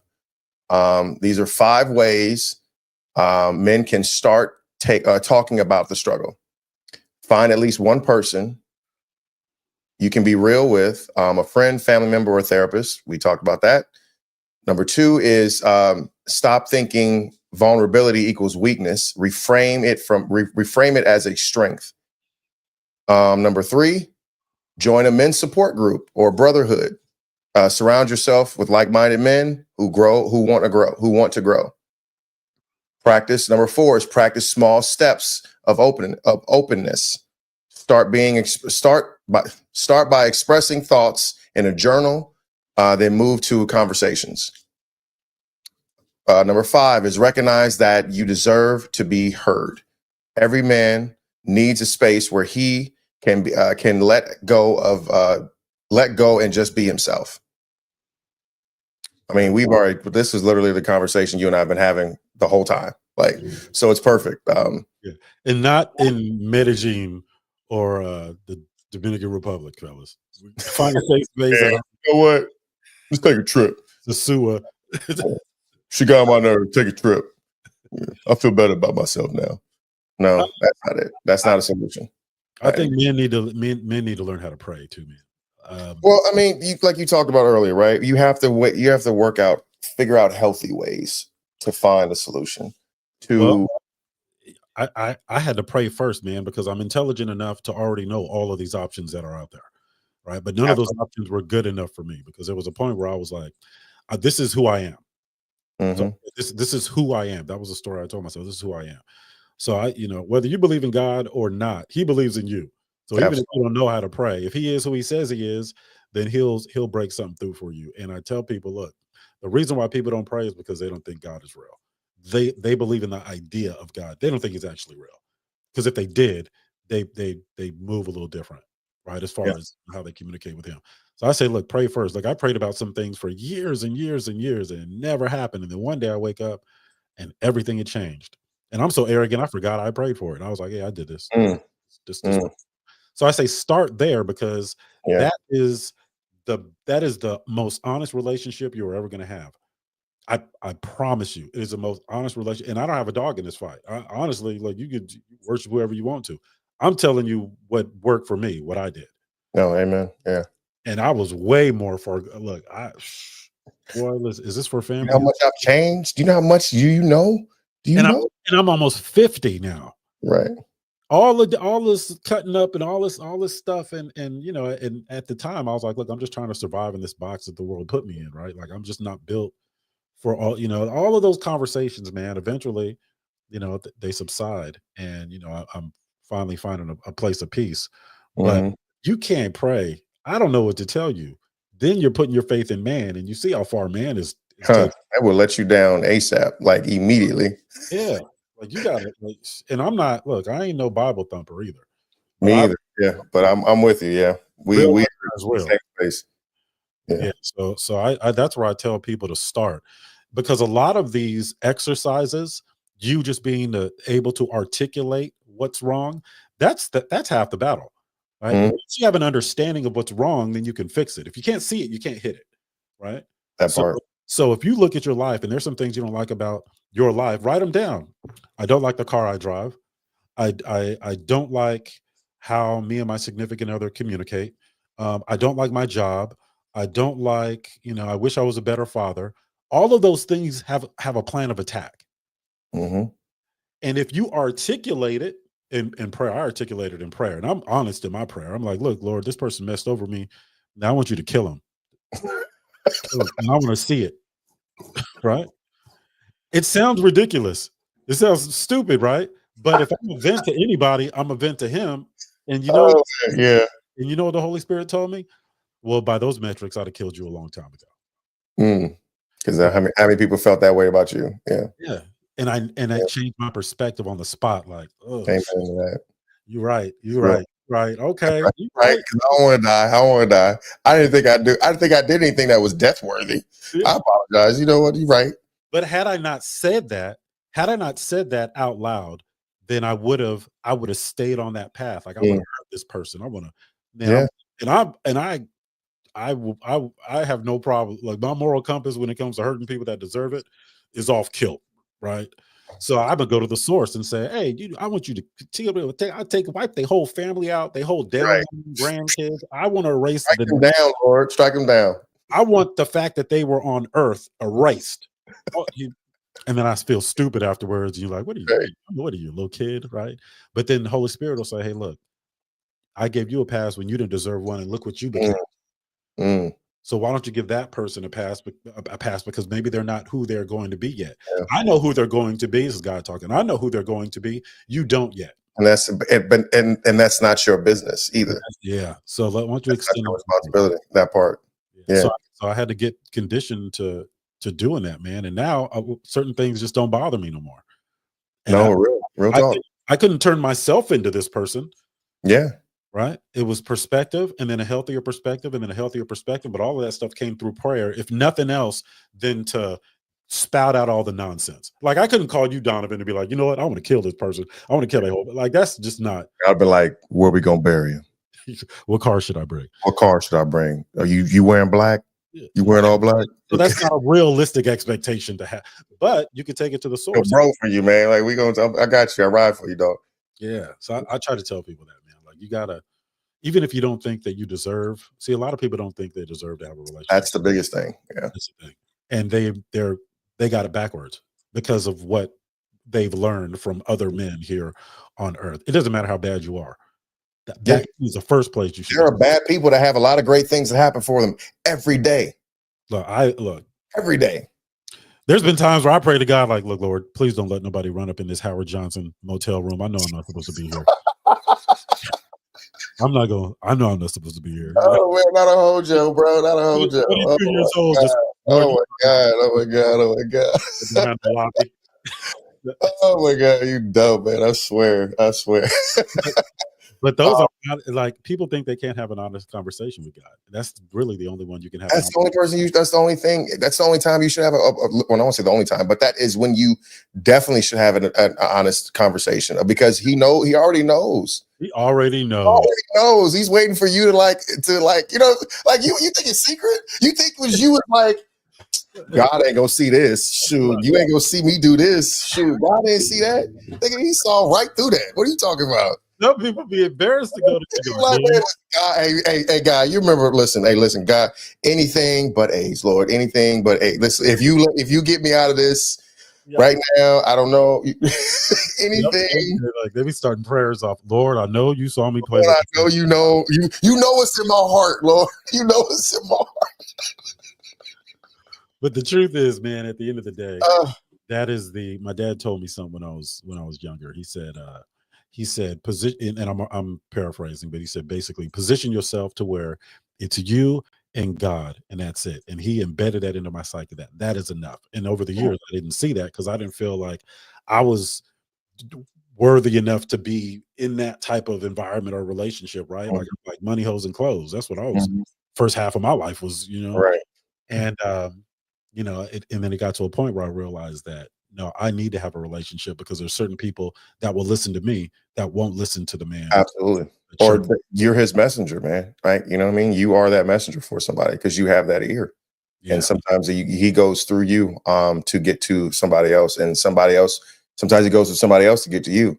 I heard a quote, or I read a quote the other day that said that while you're waiting on God, right?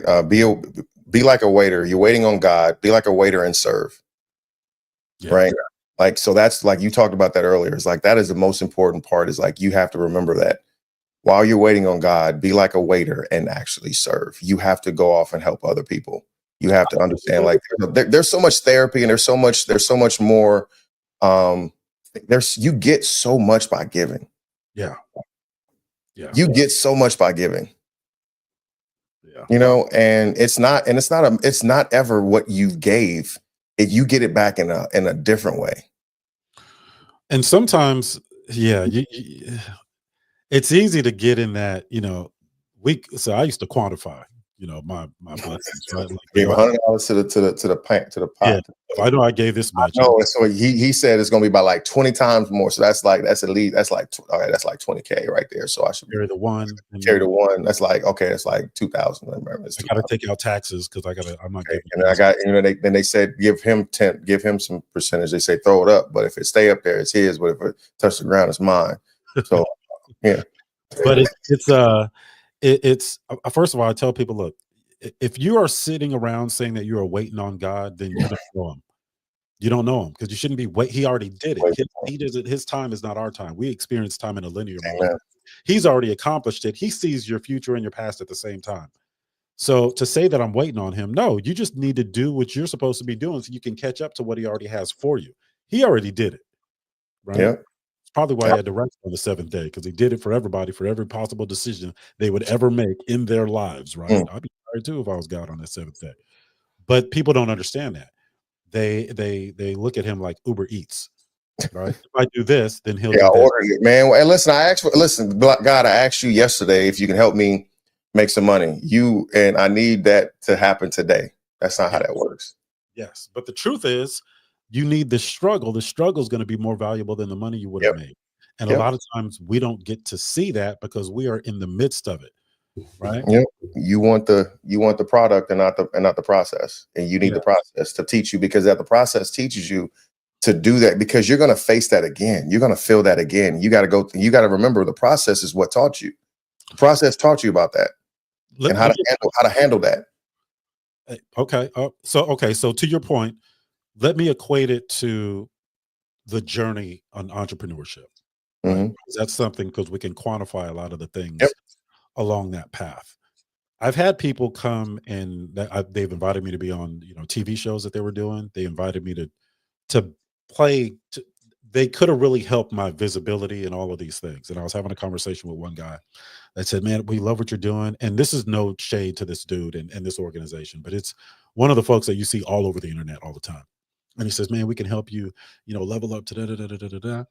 And I said, "Man, you may not understand this, but I'm not interested, not because I don't think you guys could deliver, but there's more value in me getting to the mountaintop and saying that I did it by myself, because when I Mhm. go back and pull other people up, I'm going to put them in a position so they can do it by themselves." And I can't, if I got up there and I knew that a bunch of other people helped me to get there, and I get it, right? You can do it quicker with other Yeah. people than I get that whole thing. But the journey, but I've been to the mountaintops, right? I've been to the mountaintops. But when I got to the peak, I realized, oh, this isn't as high as I'm going. I'm supposed to be going to a different mountaintop. So the people on the bottom are looking at me like, oh, he made it to the mountaintop. I'm up the top looking like, no, this ain't it. We about to find another peak and I'm gonna bring y'all up. But this journey, when I get up there, I'm not gonna have to ask anybody for anything. I'm not gonna be dealing with imposter syndrome. I'm not going to have a lack of self-confidence. I'm not going to be begging and hoping and doing all this stuff, because when I walk into that room at a particular time, I'm the one that's going to change the environment in that room, because I'm 100% confident that I'm supposed to be there. And if I'm not supposed to be there, then I know that initially, and then I'll go find a different room. Right. But it's the journey that gives me that confidence and that way of being. And I've been in rooms with, the vice president of other countries and governors and all types of, at 100% of the time, there was no, I'm not going to articulate it that way, but I'll just say that I was very comfortable in those Right. rooms, and I was not married to any particular outcome. So it was that relationship with God, and he gets the crap end of the stick. So when I say relationship, I'm not saying that I wasn't cutting up and doing everything I Yeah. was supposed to be doing. It was just grace that allowed me to make it all through that without destroying myself. Amen. Yeah. And now I'm at a point where I can look around. I don't care what type of adversity comes my way, because at the end of the day, I know it's me and him. This Yep. person isn't going to piss me off as much as they normally would, because of him giving me grace. I experienced that. Let me give them some grace. And I didn't deserve it. And they should, in my opinion, they don't deserve it. But who am I, right? So I tell people, look, we have these conversations about men interacting with women, and how men suffer in silence. I can only speak to men at this point, but there's two things that you should be doing. One thing, you got to learn how to pray. I'm not saying you got to pray well. I'm not saying you got to know what to say. All you got to do is say Jesus. Everything after that, the Holy Spirit will clean up and take it. Yep. If you don't believe him, pray and say you don't believe that he exists. Then do that. I like whatever it is. Like, he can take it. You're not gonna hurt his feelings. Yeah. But until you can do that, then everything else is going to be hard for you, because the Bible tells us what happens when you put your faith in man. The only thing man has ever accomplished is destroying anything he's ever touched. 100%. That is the only thing. Now, God put people here to help us through that process, right? I think God moves through science, and God put, educated people in certain positions to be able to help us navigate through certain things. But if you don't believe that it starts with him, then ain't nobody else going to help you. Absolutely. right? So, and the second thing is you got to be accountable for your own reality. You got to be you got to wake up and say everything that happens to me is my fault, whether good or bad. Yeah. Period. That's Yep. how real men run it. Yep. Right. So we talk about what's a real man and what's not a real man. Don't sit up here and complaining about how bad everything is. We You get ain't, it's and you bad. not you blaming everybody else around you. It's their fault, their fault, their fault. Just like you said when you said you led off with this. You said you remember sitting in your class where you had to be rehabilitated. And Good and work. if you have tell me the story without using them or anyone else, and it has to be all you, right? Yeah. And that story, like you said, when you heard that story, it sounded crazy Yeah. because it was like that was all you, Yeah. regardless of everything else, because all you heard was you. I was very, as somebody that was spent the first part of his life, being single, womanizing and all that other stuff. And I'm a little harder on myself than, I was very kind to people, right? I wasn't, but as somebody that had to go through all of that stuff, Mhm. I'm telling you, I was very, very blessed to be around women at different times in my life that showed me what a good example of a woman looks like. Right. Mm. Whether it was, whether it was my ex-wife and she's cool too, by the way. This is a whole nother lifetime ago, folks. So this isn't, and other women that were friends and that I had interacted with.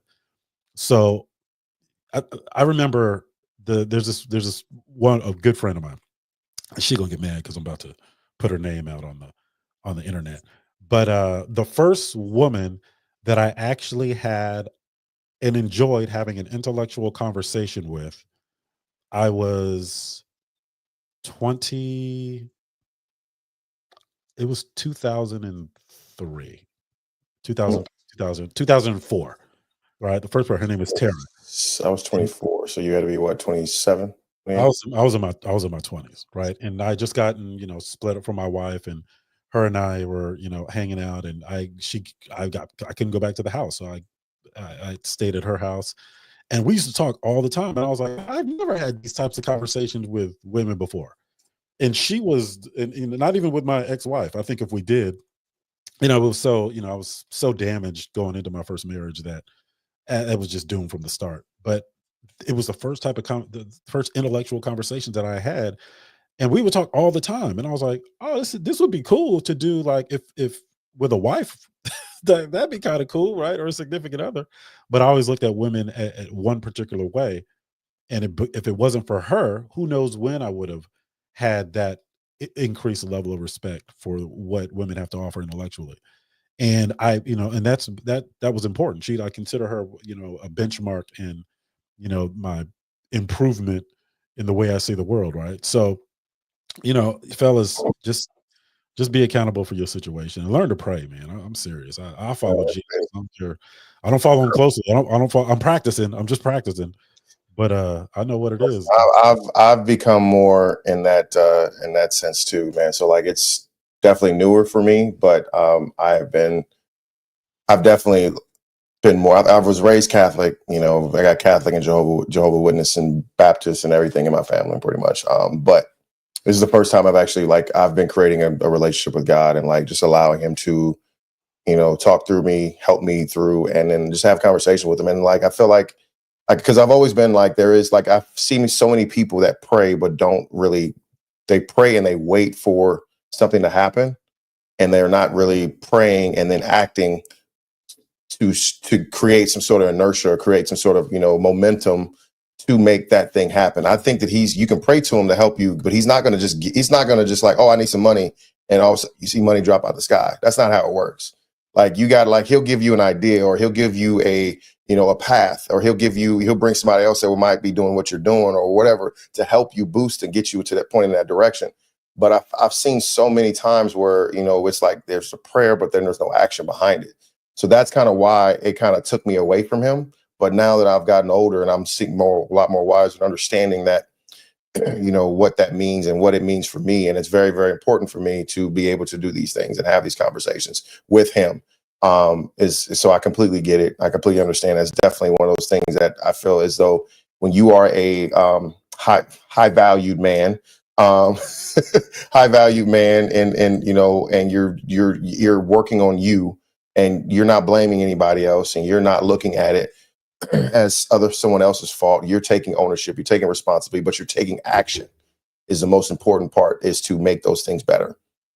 That is the definition of a true man, of a man, in a sense. So you got to own it, man. Like we're own it, bro. It's you. Guess what? At the end of the day, it's you. Yeah, yeah. But I can still get excited about the journey. I still get excited about it. Yeah. It don't always feel good, but dang, man, like so look at what the world's becoming. Like where are all the good people at? Right. I think they're they don't have podcasts. They don't have podcasts, right? They don't have a good podcast. No, but they just don't. They've given up, man. I feel like they've given up, and they've lost their way, and that's kind of like the thing is like you said, they've sit in silence and allow the devil to kind of take over, and that's kind of where they are. So I hope they find their way. People don't have enough respect for the devil's been here a long. He's really good at what he does. He's great at what he does. Like he's great. You got to acknowledge that, man. We got to acknowledge that. Man, like that. His evil is his thing. Like that's what he does. And he set the stage, man. And some of us walk through life thinking that, oh, these bad things. Why does God let these bad things happen? Well, because it's free will. Yep. It's free will. As long as there's free will, people will do good and people will do bad. Yep. But people have to be careful not to let what they see with other people's relationships with God impact how they view it. He has nothing to do. He has nothing to do with anything else but you and him. That's how it should be. And that's the way you should look at it. Just like it is in any other relationship that you're in. Stop worrying about everybody else's relationship. Focus on yours. Yeah. How would you feel if everybody was talking about you, but everybody talking about you, none of them have ever met you? Oh, it's happened. I hated it. So fucking hated it. All right, man. What else we got? Was that the? That's it, man. We got the man. This is the final orders. This is it. If there's anyone in the audiences on Twitch, on IG, or Facebook that have any questions, if not, we are literally going to wrap this thing up, man. So it's been a great show, man. I appreciate again, love you and appreciate you, being as open and honest and transparent as you have been with this, and it's been great, man. Make eye contact when you said that, though. Could you make eye contact? Sorry. Okay, I'm sorry. This is the camera right here. Sorry. I appreciate you, Otis James, for being as transparent and being a great listener as well, and providing so much insight, into the podcast, our podcast that we're doing together. But you particularly are doing such a great job. Thank you, sir. Hey, bro. For being you. I love you too, man. Oh my god! It's always bad when they don't blink right away. Like what they do and they don't blink, you're like, yeah. Yeah. That's not crazy at all. This ain't crazy. No, this is my regular face, baby. This is my intentional face. They don't want to make no eye contact. Yeah. What's wrong? I just don't want to blink. Blinking is for suckers. I ain't no sucker. But fellas, listen. Don't suffer in silence. Men that are listening to this podcast, this is made for you. I'm glad there are women out here really listening in and showing us the respect. Intel. They gathering intel. That's what that is. Yeah, they're gathering. But you know what? If it's intel, take it and do something with it. Apply it, right? Knowledge just means nothing if you don't apply it. Okay. So understand this. Men, you're not alone. You're not suffering in silence. We are here. We've all gone through what you've gone through. You're deserving of the love. You're deserving of the time. But also be patient with yourself. And I know Otis mentioned it earlier. Is just give yourself some slack, man. It's okay. We've all been there. We all have been through these tough times. Regardless of what it is, have it be a relationship, have it be a business, have it be money, have it be whatever is just not going your way. Just understand that, this is temporary. It will pass. Tomorrow will be better, right? And just let us put a plan in place and just get the focusing on what it is you need to do. And as I said, the bad times are temporary. Yeah. They'll be gone before you know it. Yeah. And Keith says, count him in on the next cruise. Keith, absolutely. I already know he got a onesie too, man. So. Hims, he's, and him. Oh, we'll figure it out. There's a lot of yasses. Yes. All right, man. Good show, man. Let me know when. Any final words, final thoughts? Yeah, man. Just if you can, like, your life will change as soon as you, and I'm only talking to the men, right? I can speak for women because I'm sure my experience. As soon as you determine that you are fully responsible for every outcome that happens in your life will begin to change. Absolutely. Period. It will begin to change. But if you can't, then you'll still be a slave to all those things keeping you in the same space. So, Yep. You God, can't expect to do the same thing over and over again, expect a different result. I'm gonna put that in Something the, has to change. put True that in. definition of insanity. But thank you. This is Donovan Gaspard and Otis James signing off for the Full Menu Podcast. Follow us on IG at Full Menu Podcast. Follow us on Facebook at Full Menu Podcast, Twitter at Full Menu Podcast, Twitch at Full Menu Podcast, and I don't think that's it right now. YouTube. And YouTube at Full Menu Podcast. Yes, YouTube at Full Menu Podcast. Yeah, you could have just said follow us on- We are putting all this together. All of our episodes have not been uploaded and thrown on there yet, but we are working on that right now. So thank you for tuning in live. Yeah, have a great day. Have a great weekend, Otis. I'll talk to you soon, bro. All right, everybody. All right, signing off.